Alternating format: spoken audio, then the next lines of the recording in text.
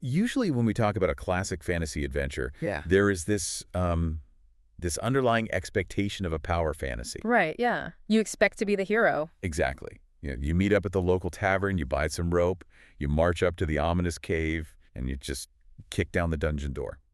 It's very proactive, an active heroic descent. Yeah, you are the invader, you have the weapons, you have the magic, and the dungeon is essentially just your playground to conquer.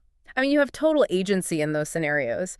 The traditional design philosophy of that era, it really gave players complete control over when, where, and how they engaged with the danger. You set the pace. Right, because if things got too rough, you could always just turn around and walk out the front door. But then you step into the world of one specific 1979 design experiment, and suddenly the floor literally drops out from under that entire fantasy. Literally. Literally. We are looking at a scenario today that violently strips away your control. It flips the script and turns a standard weekend power fantasy into a state of pure, panicked survival horror. It really is a massive paradigm shift. It is. So, welcome back to the deep dive. Today, we are looking at a stack of archival design documents, retrospectives, and historical analyses to answer a really fascinating question. Which is basically, how did a sleep-deprived, chaotic 48-hour writing crunch accidentally revolutionize collaborative storytelling? Yes, we are unpacking the legendary tabletop role-playing module, the Hidden Shrine of Tamoachan. And we really need to emphasize that we are treating this as far more than just a niche piece of gaming history. Oh, absolutely. The documents we're looking at, they reveal a masterclass in creative problem solving. It's this brilliant case study of how extreme constraints, combined with a total shift in creative philosophy, can take a highly adversarial experience and transform it into an immersive, living ecosystem. Let's set the scene first, based on the module's opening narrative, because honestly, the setup alone is a masterstroke in psychological pressure. It really sets the tone immediately. It does. So imagine we are deep within the treacherous, subtropical Amidio jungle. You and your party aren't boldly marching into danger looking for gold. No, you are exhausted. You are actively being hunted. Hostile forces are chasing you through thorny marshes. You're hacking through the dense underbrush, completely lost. And then you stumble into these vine-constricted ruins of a lost temple, just absolutely desperate for shelter. Right. And the authors rooted this setting, the ancient Olmecan Empire, heavily in pre-Columbian Mesoamerican aesthetics. Yeah, specifically drawing from Maya, Inca, and Aztec cultures. So you are taking cover in the shadows of a crumbling ziggurat. And that is the exact moments the unstable masonry beneath your feet just gives way. The floor crumbles. You fall through the darkness, plunging into the lowest, darkest tier of these forgotten subterranean catacombs, and the ceiling completely collapses behind you under tons of debris. So there's no going back the way you came. Exactly. Your goal isn't to cautiously descend and find a treasure room. Your only goal is to survive, find a staircase, and climb up. Which introduces an entirely new kind of antagonist to the medium. I mean, in most games of the late 1970s, there was a central scheming villain waiting at the end of the maze. Like an evil wizard or a dragon. Right. Or an ancient lich. But here, the primary antagonist is the architecture itself. The actual building is trying to kill you. Yes. The shrine is dedicated to Tzotzil'a, a vampire god of the underworld, and Camazotz, a bat god. You are fighting the dormant remnants of a lost society. And the sources draw a massive contrast between this and other famous adventures of the time, like Gary Gygax's infamous Tomb of Horrors. Oh, right. Because that module relied on what we might call arbitrary, abstract, magical traps. You step on the wrong glowing tile, and by magical fiat, your character is instantly annihilated. Or teleported naked into a volcano. Right. Just completely absurd stuff. But Tamoachan uses what the designers called naturalistic traps. Yeah, hazards that possess archaeological realism. You're dealing with massive rolling boulders triggered by tripwires. Very Indiana Jones. Exactly. Or sandboxes hidden in the ceiling that collapse and bury you, caustic lime powders that burn your skin, and physical statues engineered with heavy swinging maces. They feel like organic, mechanical defensive systems built by a paranoid ancient civilization, rather than a wizard just waving a wand to be cruel. I think that's the perfect way to phrase it. I look at it like this: a standard dungeon crawl is essentially a home invasion. You're actively breaking in, you're taking your time, checking every corner, but Tamoachan is an escape room where the walls are slowly closing in. That is a great analogy. Wait, hold on though. I'm looking at these trap descriptions, and if the ceiling collapses and crushes you under a ton of sand, just because you touched a door? How is that any more fair than a magical death ray? That's a valid question. Doesn't a gritty, realistic trap feel just as punishing to a player? Well, the fairness comes down to the social contract of the game, specifically the concept of cause and effect. Okay, how so? The module's text explicitly warns that the environment will not bother those who leave it alone. The punishment in Tamoachan is almost always a direct result of foolishness, greed, or just a total lack of caution. So you aren't dying because the designer arbitrarily decided to drop a rock on you. No, you're dying because you recklessly tried to pry a ruby out of a visibly crumbling pillar. The game demands that you respect the architecture. But the dungeon doesn't entirely let you ignore it either, because if the environment is the enemy, it needs a way to actively pressure you. And that brings us to the gas. Yes, moving from the architecture to the psychological pressure cooker of the module's most brilliant and notorious mechanic. The entire lower tier of this dungeon is flooded with a noxious subterranean vapor. A vapor that serves two highly specific mechanical purposes. First, it obscures your vision to just a few feet. Which is terrifying. Right. You are trapped in a dense fog, which forces you to interact intimately with all those dangerous physical traps we just talked about because you literally can't see them coming until you are right on top of them. And the second purpose is the real kicker. It acts as an inescapable, literal clock. A very stressful clock. For every single hour you spend down in those lower levels, the gas inflicts a randomized chunk of poison damage determined by rolling a standard six-sided die to every single character in the party. And that completely breaks the traditional mathematical pacing of tabletop exploration. Because normally you just rest, right? Exactly. The standard operating procedure for a wounded party is to barricade a door, set up camp, and rest for several hours to naturally heal their wounds. But here, the act of resting takes in-game time. So if you sit down to bandage your wounds, the clock ticks forward, and you take guaranteed poison damage from the gas you were inhaling. It completely negates the healing. It turns the whole experience into this brutal war of attrition. It's like playing a video game where the pause button is broken and your health bar is constantly irreparably leaking. You are forced to prioritize upward mobility over cautiously checking every room for secret doors and loot. To compound that panic, you aren't alone in the gas. The designers implemented a system that triggers an encounter check every hour. But these aren't just generic monsters randomly thrown into a room to drain your resources. It is a specific, damp, decaying ecosystem. And that ecosystem is terrifying.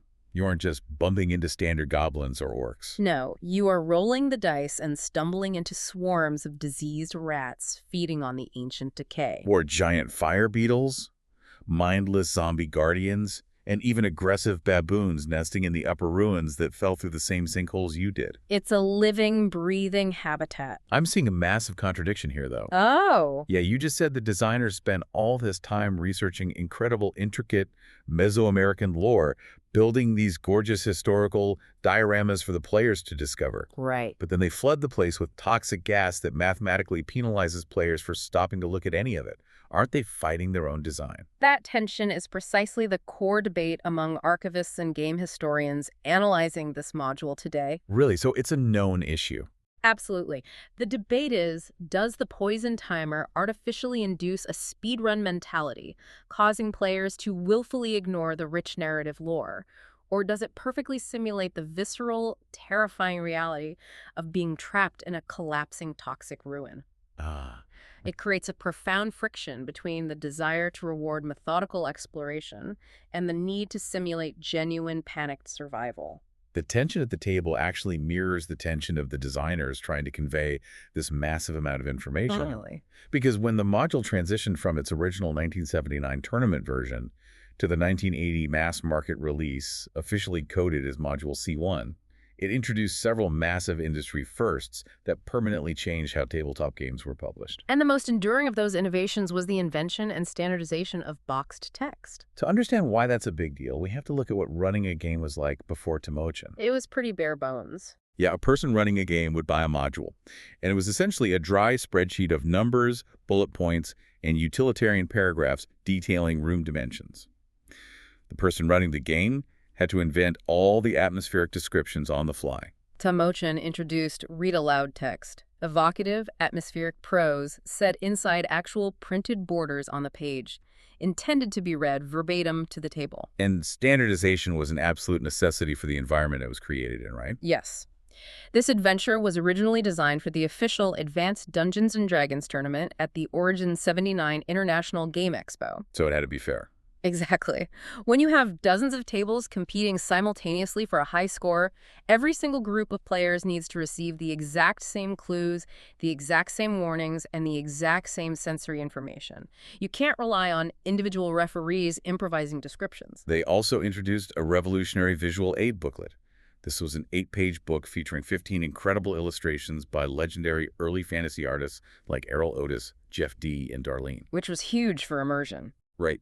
The text instructions literally told the game master to stop talking, pick up a specific illustration, and physically hand it across the table to the players so they could examine the complex Mesoamerican murals with their own eyes. They also separated the dense mathematical statistics for the monsters, moving all of that clutter to the back of the book so the prose was easier to read. And we also can't overlook the importance of the non-Eurocentric world building. By integrating real-world Mayan and Aztec mythology, complete with phonetic pronunciations for the gods of locations, they proved the underlying game system could handle diverse, global aesthetics. It moved the industry slightly away from standard Tolkien-esque fantasy. But coming back to that box text for a moment, doesn't that kind of ruin the improv? It's a double-edged sword. Because it feels like a movie director suddenly grabbing the camera from the actors to dictate exactly what the audience is allowed to see. Did it actually make the game better, or did it inadvertently train generations of game masters to just be passive readers? Well, it definitely altered the fundamental oral tradition of the hobby. It shifted the person running the game from an active, improvisational storyteller to an orator reciting a script. Do you lose some of that fireside tale feeling? You do. It elevated the literary quality of the modules, allowing the designers to assert a direct authorial voice into your living room, providing a professionally crafted mood. But it absolutely constrained the spontaneous feeling that defined the earliest days of the medium. The tournament aspect of this is wild to think about, too. They formalized competitive play with strict 2-hour real-time limits and highly specific scoring systems. You gained points for cleverness and lost points for acting foolishly or taking too long. And they provided incredibly detailed pre-generated characters for the players to use. We aren't just talking about basic stats. These characters were customized for the environment. Right, they had specific language proficiencies to decode the ancient puzzles. And highly bespoke gear. The human cleric in the party literally carried soap, specifically because the designers knew the chemical reaction of soap would neutralize the caustic lime traps hidden in the ruins. That level of detail is just amazing. You look at all these incredibly precise mathematical innovations, the tournament scoring, the box text, the ecosystem, and you'd assume this was meticulously focus grouped over 6 months in a corporate boardroom. But the reality of how this was written is a story of absolute unprofessional chaos. Total chaos. Let's talk about the garage band genesis of this masterpiece. In the summer of 1979, the publisher, TSR, was in a full-blown crisis. They needed a brand new tournament module for the massive Origins convention, but all their veteran designers were completely tied up writing the core rule books for the game. So a newly hired copy editor named Harold Johnson volunteers for the job. A copy editor? Yeah, he had just finished proofreading the original Dungeon Master's Guide, and he wanted to prove to management that he had the chops to actually write game material. So he teams up with another new editor, Jeff R. Leeson. Leeson acts as the conceptual architect brainstorming the bizarre physical traps and the Mesoamerican themes, while Johnson, who was the faster typist, synthesizes it all into the final prose. And they had to move incredibly fast. During a hurried playtest with the TSR office staff, another designer named Skip Williams noticed a massive game-breaking flaw. Oh, the were-jaguar. Yes, they had written an encounter with a were-jaguar. According to the foundational rules of the game, a creature like that is completely immune to normal weapons. You need magical or silver weapons to hurt it. But these low-level, pre-made tournament characters didn't have any of those items. Right, it was going to be a mathematical impossibility, an automatic game over for everyone playing. The easy way out would have been to simply rewrite the monster, make it weaker, or remove its immunities. But instead, Johnson pivots beautifully. He goes back into the earlier sections of the map and seeds a silver dagger and a small cache of silver coins for the players to discover. He trusted that clever players, realizing they were outmatched, would figure out they could load those silver coins into their slings and use them as makeshift silver bullets to defeat the Were Jaguar. It is a brilliant example of trusting your audience and leaning into consequence-driven design. But the deadline to get this printed for the convention was just Oh, merciless. it was brutal. To get the manuscript to the printer in time, Johnson pulls a grueling, sleep-deprived, 48-hour continuous typing marathon. And keep in mind, this is 1979. There are no digital word processors. There's no backspace. Any mistake meant using whiteout or retyping the entire page. It was during this delirious, exhausted marathon that he accidentally dropped the first N from the historically accurate intended name, Tamoachan. Permanently christening the module, the Hidden Shrine of Tamoachan. And the physical production process was just as frantic as the writing. At roughly 1:00 or 2:00 in the morning, right before the staff was supposed to leave for the convention in Pennsylvania, they throw the manuscript into a car and drive it to the local printer in Wisconsin. And the freshly printed loose-leaf pages are dropped back off at headquarters right as the company vans are being loaded for the road trip. They literally had staff members manually collating the 300 loose pages. And stuffing them into plastic zipper storage bags in the back of a van hurtling down the highway toward the convention. I mean, it's exactly like an indie punk band burning mixed CDs in the back of a station wagon on the way to their first gig. It really is. Is it possible, though, that this intense pressure cooker deadline is exactly why the module is so focused and innovative? Like, if they had 6 months to write it, would they have ruined it with bloat and over-explanation? History strongly suggests that constraints often breed the most elegant solutions.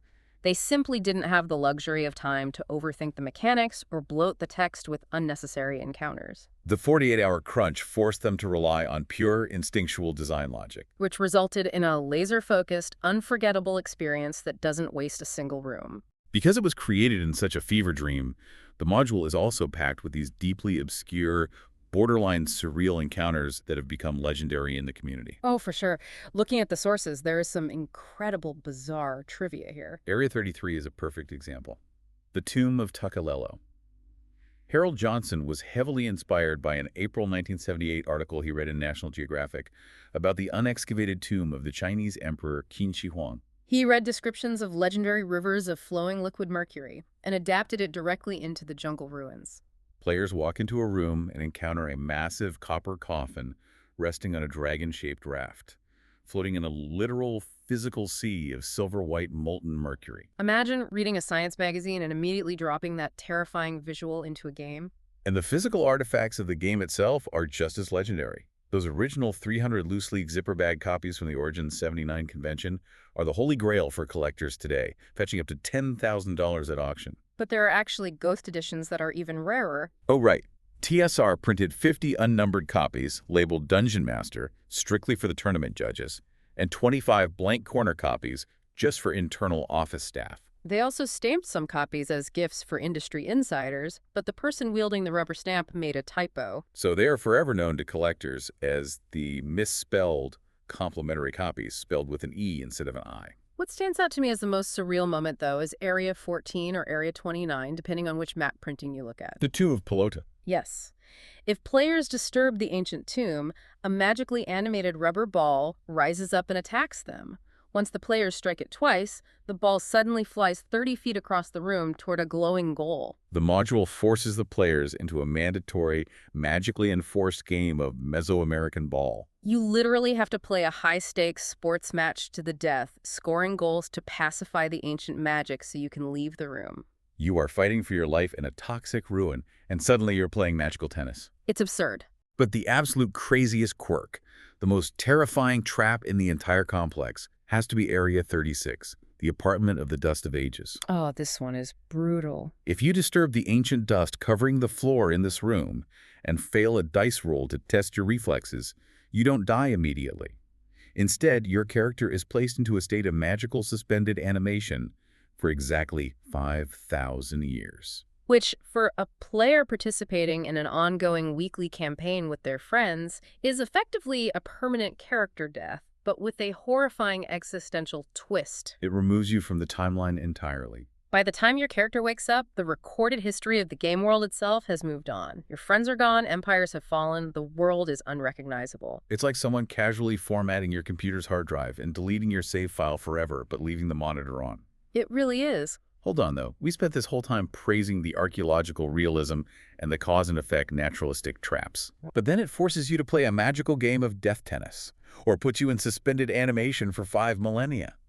Does the realism just fly out the window here? It is a wonderful, glaring contradiction, and it's what makes the module a masterpiece of its era. It shows that even in their rigorous push for archaeological realism and logical, living ecosystems, the designers couldn't entirely resist the wild, surreal magic that defined the late 1970s fantasy scene. The bizarre, unpredictable fantasy element still bleeds right through the meticulous historical research. Exactly. Whether you are managing a complex project at work, writing a story, or just sitting around a folding table playing games with your friends, the Hidden Shrine of Tamoachan is a testament to the power of perspective. It really is. Shifting from an adversarial mindset where you're trying to beat the other person to building a collaborative, consequence-driven ecosystem can redefine your entire field. And sometimes, your absolute best, most innovative work comes when you are forced to deliver under the immense constraints of a chaotic, seemingly impossible deadline. As we wrap up our analysis of these archival documents, there is one final, unresolved mystery from the text to mull over.